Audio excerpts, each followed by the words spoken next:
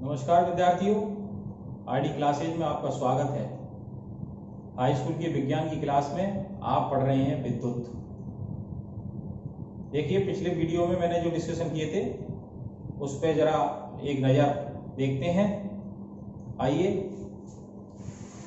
देखिए मैंने बताया था पदार्थ जो है वह सूक्ष्म कणों से मिलकर बना है और जो सबसे छोटा कण जिसे अविभाज्य कण कहते हैं उसे परमाणु कहते हैं। और परमाणु भी और छोटे कणों इलेक्ट्रॉन, प्रोटॉन और न्यूट्रॉन से मिलकर बना है। ये जो प्रोटॉन और न्यूट्रॉन होते हैं परमाणु के नाभिक में होते हैं और इलेक्ट्रॉन बाहरी कक्षाओं में घूमते हैं। पहली कक्षा, दूसरी कक्षा, ऐसे पहली कक्षा में किसी में 2 इलेक्ट्रॉन है तो अगली कक्षा में अधिकतम 8 इलेक्ट्रॉन होते हैं। अगर कम है तो उससे कम घूमेंगे, उससे ज्यादा है तो अगली कक्षा आ जाएगी। इस तरह से इलेक्ट्रॉन आपके भ्रमण करते हैं। परंतु यहाँ एक खास बात यह है, जितने प्रोटॉन होते हैं यानी प्रोटॉन की संख्या इलेक्ट्रॉनों की संख्या के बराबर होती है।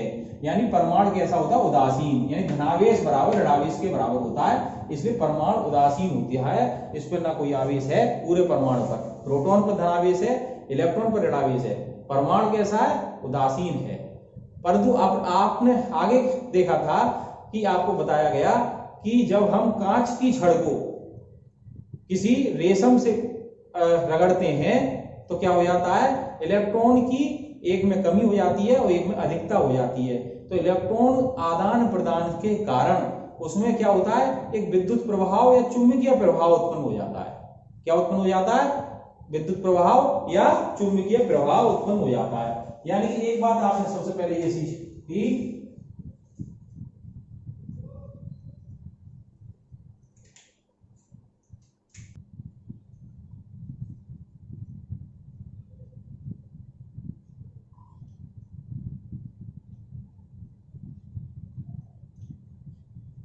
इलेक्ट्रॉनों की कमी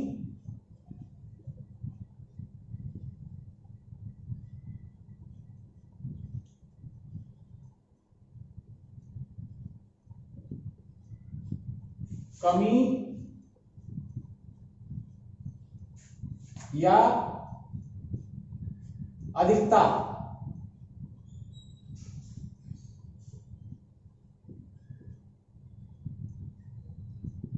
होने पर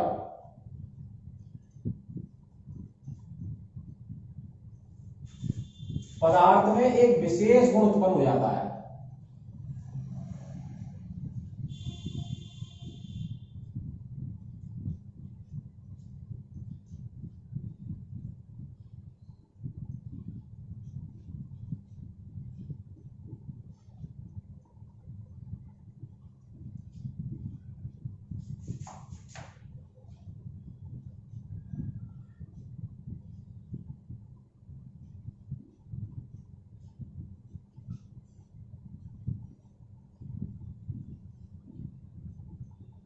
एक विशेष गुण उत्पन्न हो जाता है जिसके कारण क्या होता है? चुंबकीय या विद्युत प्रभाव उत्पन्न हो जाता है, जिसके कारण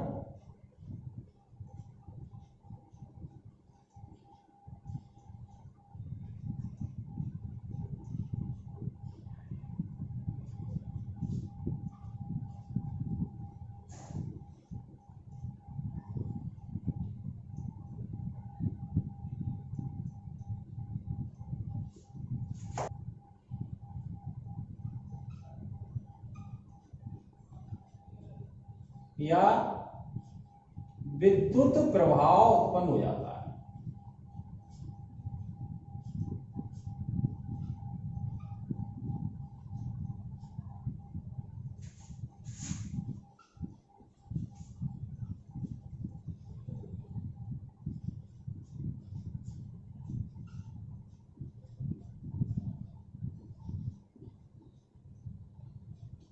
ठीक है ना? ये आपको बताया था पहले, ये विद्युत प्रभाव उत्पन्न हो जाता है। तो ये विद्युत प्रभाव उत्पन्न होने के कारण क्या हो जाता है? यानी जो पदार्थ का यह गुण है ना, वो क्या कहलाता है? विद्युत आवेश कहलाता है।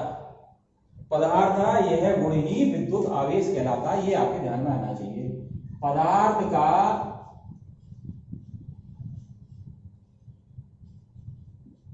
यह गुण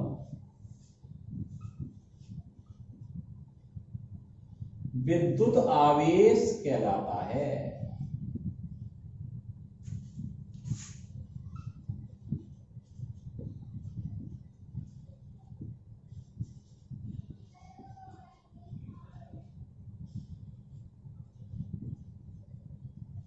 पिछली वीडियो में ये आप समझ चुके थे, ठीक है। इसके आगे की बात भी आपने पढ़ी थी, उसमें ये जो विद्युत आवेश का सतत प्रवाह क्या कहलाता है? विद्युत धारा कहलाता है। विद्युत धारा के बारे में आपको बताया था, तो क्या है?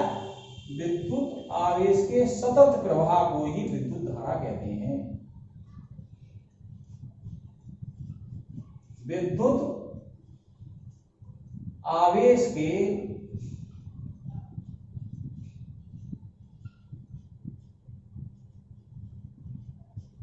सतत प्रवाह को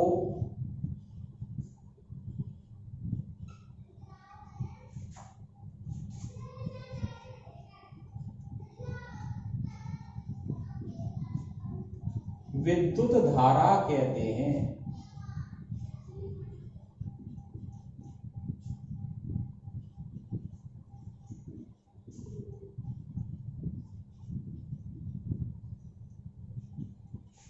तो क्या समझे आपके?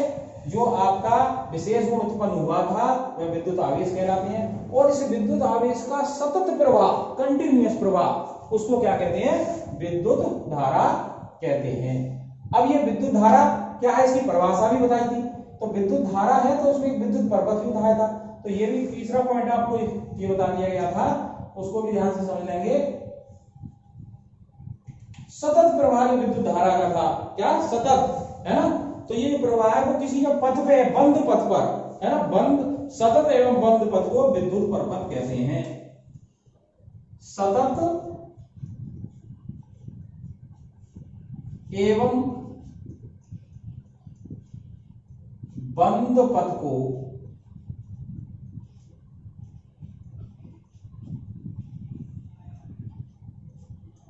विद्युत परपथ कहते हैं।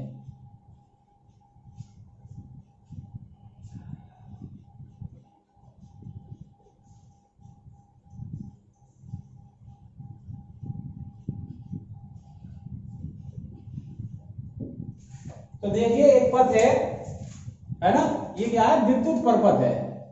ये क्या है? विद्युत परपथ है।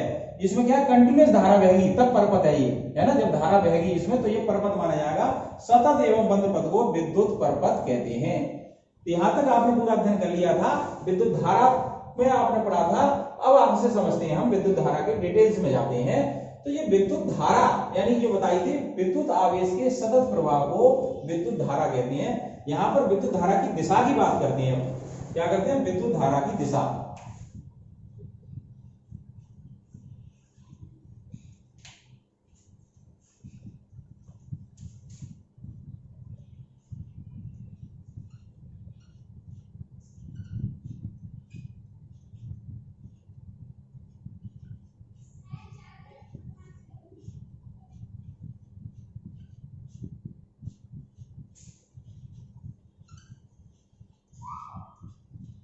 तो ध्यान देंगे, आपने विद्युत आवेश के सतत प्रवाह को विद्युत धारा कहते हैं। ये विद्युत धारा की दिशा क्या है?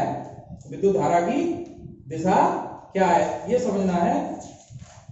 तो ध्यान देंगे, विद्युत धारा को धनावेश का प्रवाह माना गया है। तो विद्युत धारा की दिशा क्या है? विद्युत के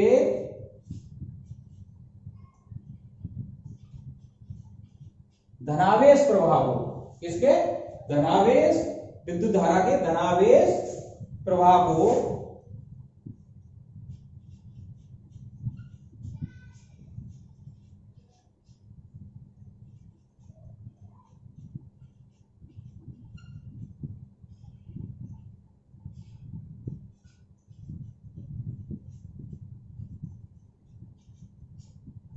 विद्युत धारा के धनावेश प्रवाह को ही धारा की दिशा माना गया है ना।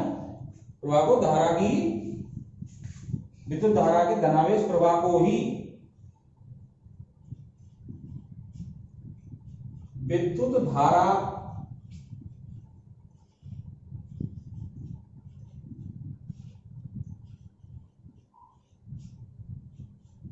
दिशा माना गया है।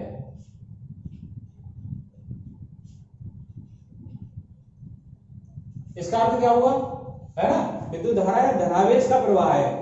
और जब विद्युत धारा की खोज हुई थी उस समय इलेक्ट्रॉन की खोज नहीं हुई थी, इलेक्ट्रॉन के बारे में जानकारी नहीं थी, है ना। तो क्या हुआ, इलेक्ट्रॉन के प्रवाह की दिशा के विपरीत, अब इलेक्ट्रॉन जहां बहते हैं उसके विद्युत धारा की दिशा क्या विपरीत होती है, क्या होती है, इलेक्ट्रॉन के प्रवाह की दिशा के विपरीत दिशा को विद्युत धारा की दिशा माना गया। इसका अर्थ क्या निकला, इलेक्ट्रॉन की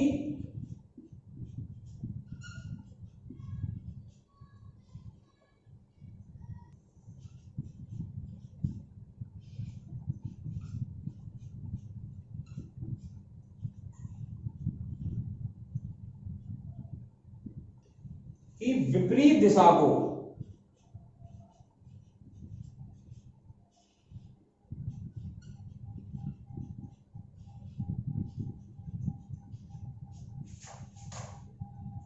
विद्युत धारा की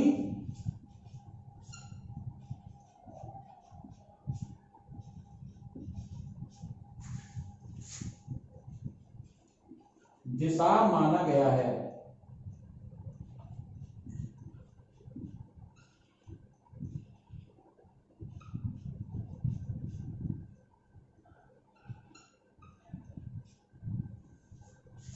दिशा माना गया। ध्यान देना, चित्र में देखना क्या कहा कि ये कोई चालक है, चालक में इलेक्ट्रॉन है, ये बैटरी है, इसका धनावेश है, इस पर ऋणावेश होता है इलेक्ट्रॉन पर, तो इलेक्ट्रॉन का जो प्रवाह है वो धन की ओर होता है, इसलिए इलेक्ट्रॉन का प्रवाह इस दिशा में जा रहा है। तो धारा जो मानी गई है वो इलेक्ट्रॉन की विपरीत दिशा में होती है, इसलिए धारा की दिशा ये रहेगी। तो ये ध्यान रखना है, धारा की दिशा इलेक्ट्रॉन के बहने की दिशा के विपरीत होती है। ठीक है, तो ये आपको समझना था। इतना आपको दिशा बता दिया, विद्युत धारा की जो परिभाषा मैंने आपको बताई थी उससे करके चैप्टर में आगे बढ़ते हैं।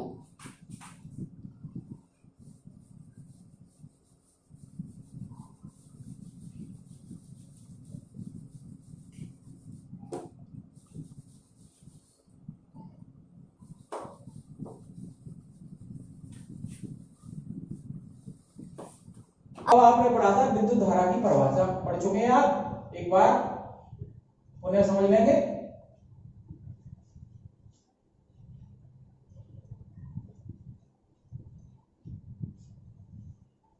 तो देखिए विद्युत धारा क्या है, बताया था आवेश, विद्युत आवेश के सतत प्रवाह को विद्युत धारा कहते हैं। तो किसी अनुप्रस्थ काट का, चालक में से किसी अनुप्रस्थ काट के क्षेत्रफल में से t सेकंड में जो विद्युत आवेश प्रवाह होगा उसे क्या कहते हैं, धारा कहते हैं। उसे क्या कहते हैं, धारा कहते हैं। t सेकंड में प्रवाहित धारा किसी चालक के अनुप्रस्थ काट से, यानी अनुप्रस्थ काट का मतलब उसका क्षेत्रफल, t सेकंड में उस क्षेत्रफल से जो विद्युत आवेश प्रवाह होता है उसे क्या कहते हैं, विद्युत धारा कहते हैं। गणितीय रूप में परिभाषा आपकी थी, आवेश प्रवाह की दर को विद्युत धारा कहते हैं। इतना आप पिछली वीडियो में पढ़ चुके हैं। I बराबर Q अपॉन T, आवेश प्रवाह की दर, दर का मतलब है कितने समय में कितना आवेश प्रवाहित हो गया, t सेकंड में q आवेश प्रवाहित हो गया। q का मात्रक कूलाम, तो इसका जो मात्रक आ जाएगा कूलाम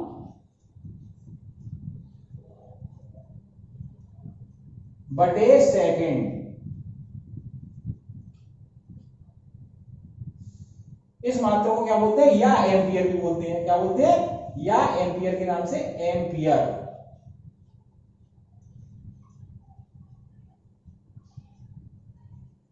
तो ये मात्रक आपको याद हो जाना चाहिए, विद्युत धारा की परिभाषा याद हो जानी चाहिए, सूत्र याद हो जाना चाहिए। I बराबर Q अपॉन T, Q का मात्रक कूलाम में, T का मात्रक सेकंड में, या एम्पियर। अब यहाँ एम्पियर इसको और मात्रक होते हैं, जैसे मिली एम्पियर में लिया हो तो 1 मिली एम्पियर, ये भी मात्रक होता है मिली एम्पियर, छोटे मात्रक हैं, तो 1 मिली एम्पियर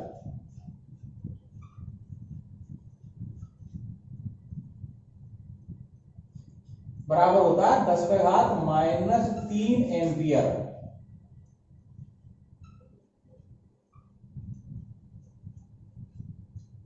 और छोटा दिया हो तो 1 माइक्रो एम्पियर।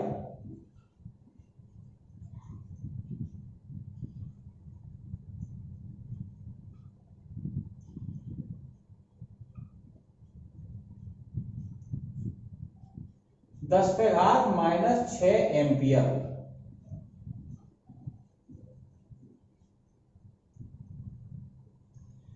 तो ये आपने धारा के बारे में जाना था, इसका एक वेरिएबल भी किया था आपने।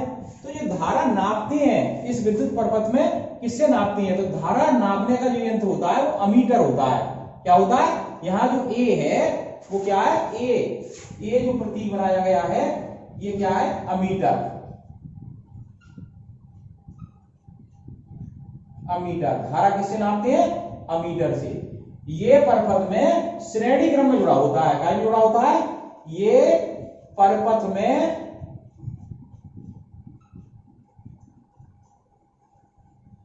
ये क्वेश्चन आ जाता है 1 नंबर में। क्या जुड़ा होता है? परपथ में श्रेणी क्रम में जुड़ा होता है।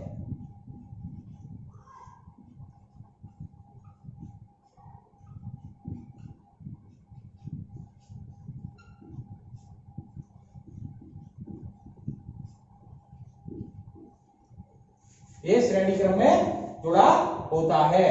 इसका ऋण सिरा बैटरी के ऋण से, धन सिरा इस चालक से। तो ये क्या है? श्रेणी क्रम में जुड़ा होता है। इस परपथ में ये के क्या है?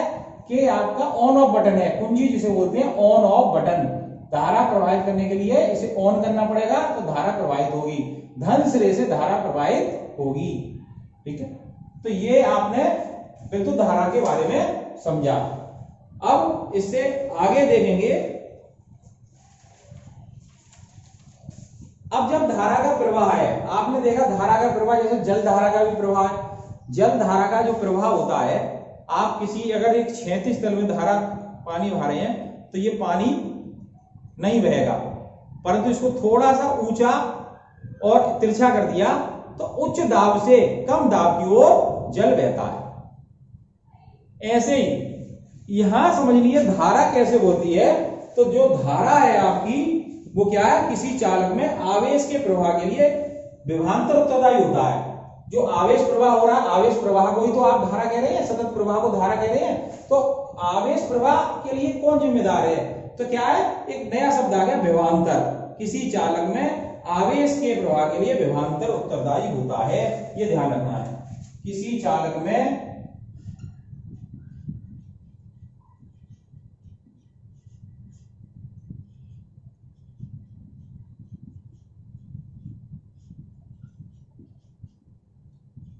आवेश के प्रवाह के लिए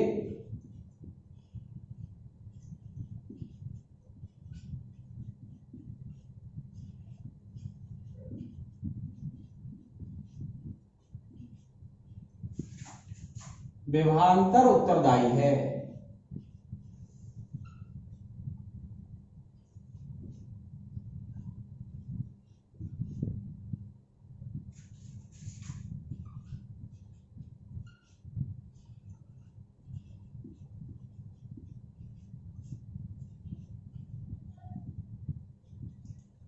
ठीक है, सतत प्रवाह आवेश का बना रहे इसके लिए विभवांतर उत्तरदायी है। विभवांतर ये कहां से मिलेगा?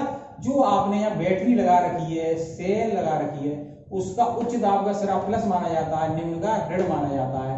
तो यहाँ विभवांतर जो प्रारंभ होता है इससे प्लस से होगा, उच्च प्रवाह, उच्च दाब प्रवाह।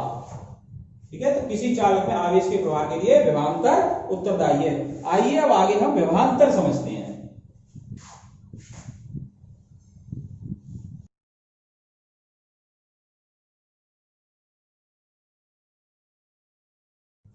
देखिए यहां ध्यान देना है, जब किसी अनावेशित वस्तु को, ठीक है, जब किसी अनावेशित वस्तु को आवेश प्राप्त होता है, जैसे ये बैटरी क्या देती है? इसको आवेश देती है, आवेश प्राप्त होता है।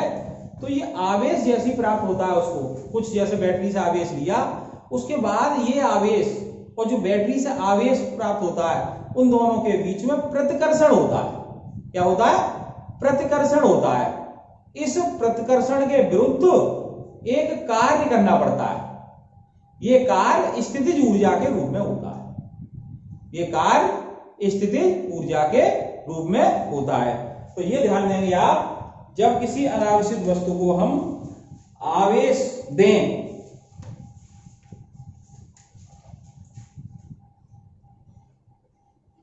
जब हम किसी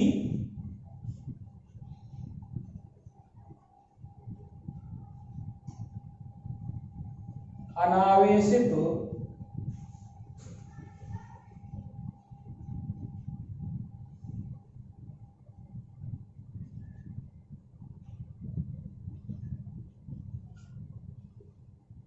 वस्तु को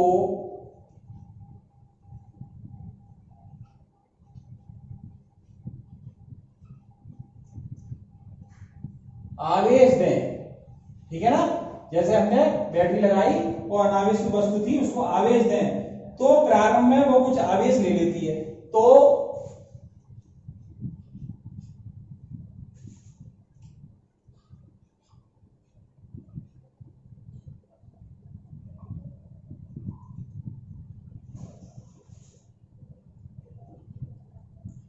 वह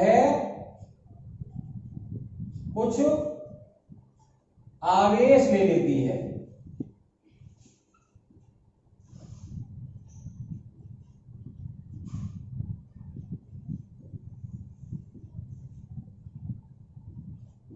तो मैंने क्या बताया था, जब वह आवेश ले लेती है तो जो आवेश आपका विद्यमान है वस्तु पर, विद्यमान वह आवेश वस्तु की ओर आने वाले आवेश पर प्रतिकर्षण करता है, ठीक है।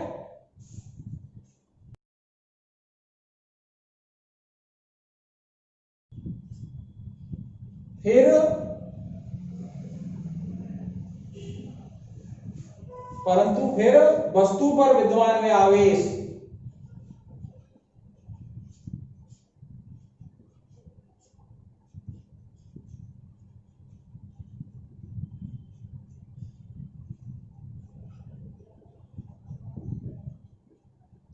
जैसे ही उसे कुछ आवेश प्राप्त हुआ, जैसे ही आवेश ले लिया, तो वस्तु पर जो विद्यमान आवेश है वह आवेश वस्तु की ओर आने वाला,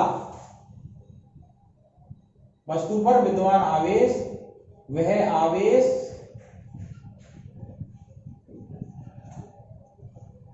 वस्तु की ओर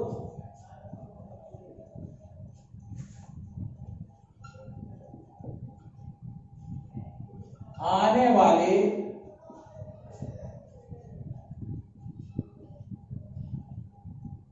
आवेश,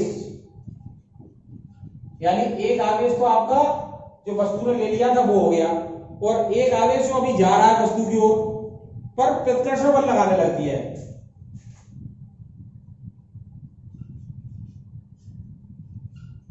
प्रतिकर्षण बल लगाने लगती है।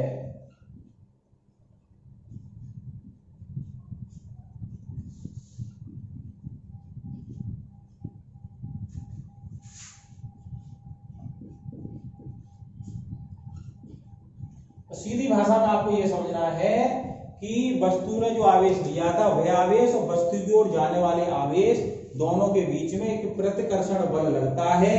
इस प्रतिकर्षण बल के विरुद्ध कुछ कार्य करना पड़ता है। इस प्रतिकर्षण के विरुद्ध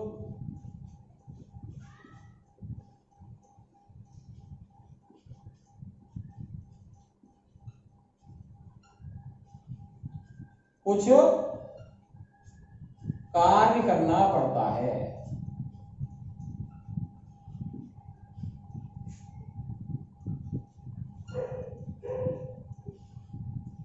और यह कार्य क्या होता है, स्थितिज ऊर्जा के रूप में संचित हो जाता है। जो कार्य किया जाता है वह आवेश की स्थितिज ऊर्जा के रूप में संचित हो जाता है। जो कार्य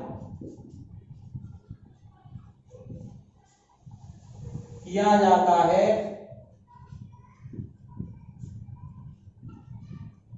वह आवेश की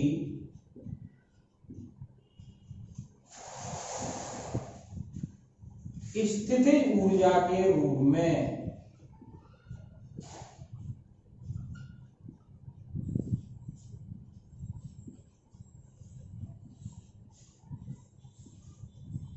संचित हो जाता है।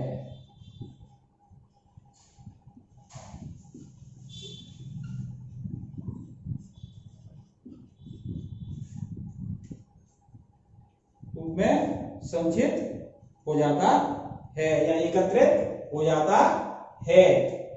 यही कार्य जो है वो क्या कहलाता है? विभवांतर कहलाता है। इसलिए आइए अब विद्युत विभव।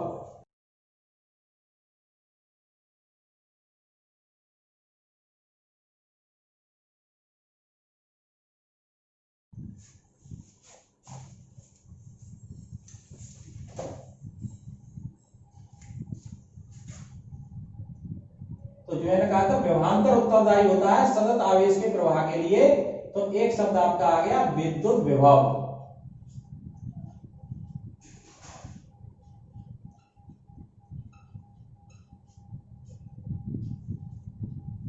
विद्युत विभव। तो विद्युत विभव क्या है? जो कार्य आपने हुआ था इसमें होता है, कार्य एकत्रित हो गया तो इसको क्या कहते हैं? एकांक धनावेश को अनंत से एकांक धनावेश को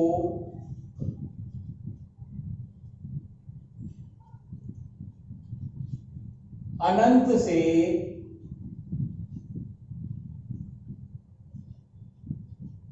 है ना, यहां अनंत से किसी एक बिंदु पर लाएं। एकांक धनावेश को अनंत से विद्युत क्षेत्र में स्थित विद्युत क्षेत्र में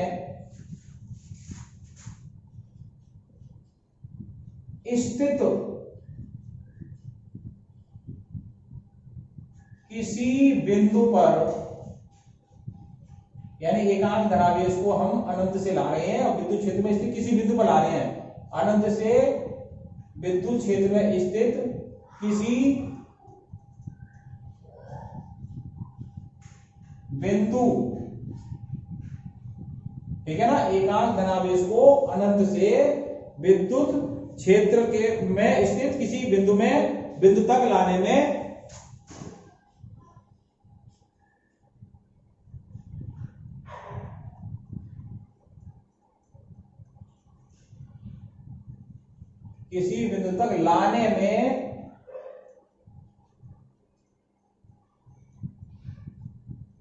किया गया कार्य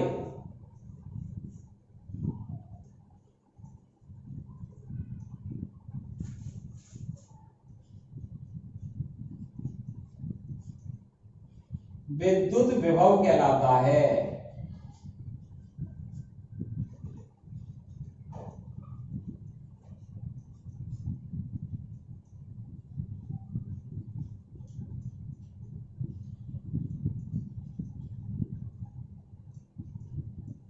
तो आपने क्या समझा?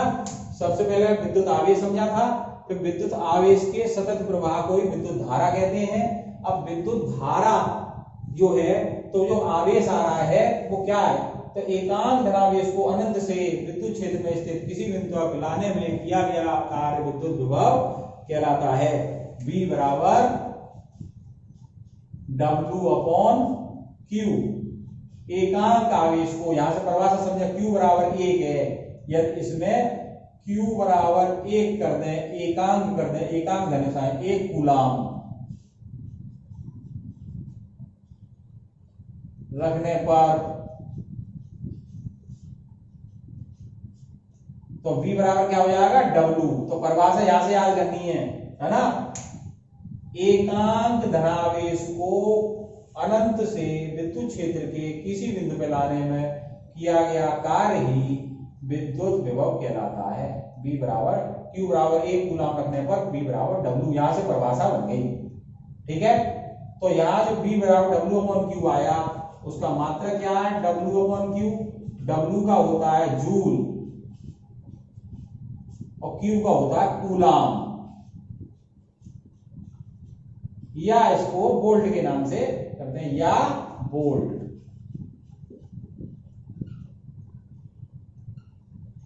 तो ये तो हो गया विद्युत विभव। तो आपने अब तक जो समझ लिया इसमें, एक विद्युत आवेश की परिकल्पना समझ ली, विद्युत आवेश के सतत प्रवाह को धारा समझ गए। विद्युत धारा प्रवाह जो हो रहा है, सतत प्रवाह हो रहा है, तो उसके जो आवेश के बीच जो प्रतिकर्षण के कारण क्या लगता है, प्रतिकर्षण जो होता है, तो एकांक बल जो लगता है उसमें, है ना, वो विद्युत विभव के बराबर आ गया। तो आपने विद्युत विभव समझ लिया। अब आगे की वीडियो में हम विद्युत विभव पर आगे का डिस्कशन करेंगे। जिन छात्रों ने ये चैनल सब्सक्राइब नहीं किया है वो इस चैनल को सब्सक्राइब करें, बेल आइकन दबाएं, वीडियो पसंद आई है तो लाइक करें और अपने मित्रों को शेयर करें। धन्यवाद।